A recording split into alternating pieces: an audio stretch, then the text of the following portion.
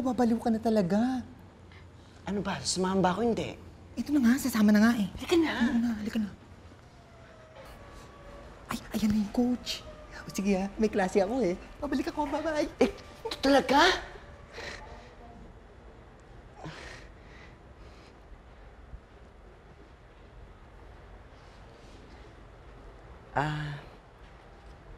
Coach? Pwede ho ba mag-try out? Ikaw? Magta-try out?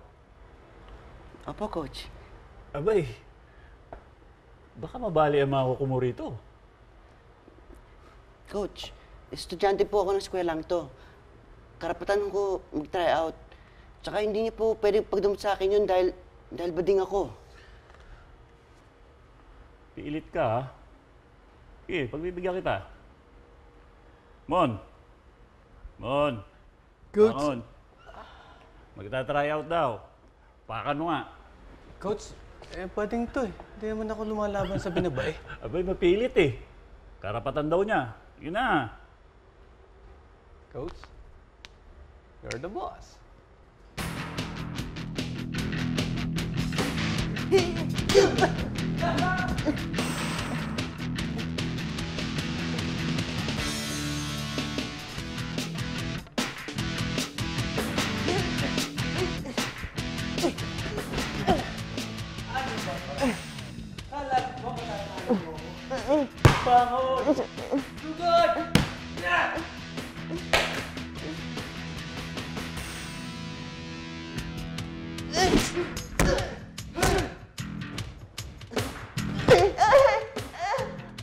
Ano bakla?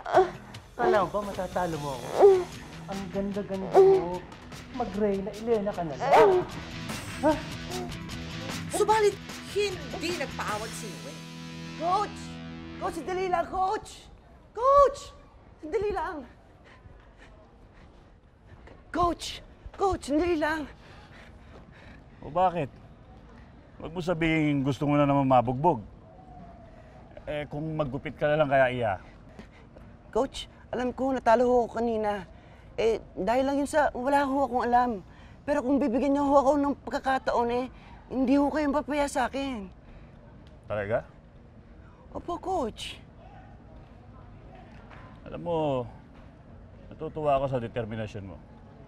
Yan ang gusto ko sa isang tao. Sige, bibigyan kita sa pagkakataon. Pero ang gusto ko, ibigay mo lahat ng makakaya mo. Naintindihan mo? Opo, Coach. Talaga po, Coach. Hindi ho kayong papaya sa akin. Promise ho yan, Coach. Sige, bukas, bumalik ka para sa training. Thank you, Coach! I love you! Ko? Alam mo, hanggang ngayon, hindi ko pa rin naintindihan. Ba't mo ginagawa ito, Noel? Basta. Sige na. Nagsimulang mag-training si Noel hanggang sa gumaling siya ng gusto.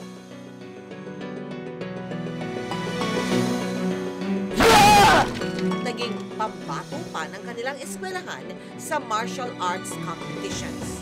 Nakilala siya sa larangang ito bilang si Kenji Agawa.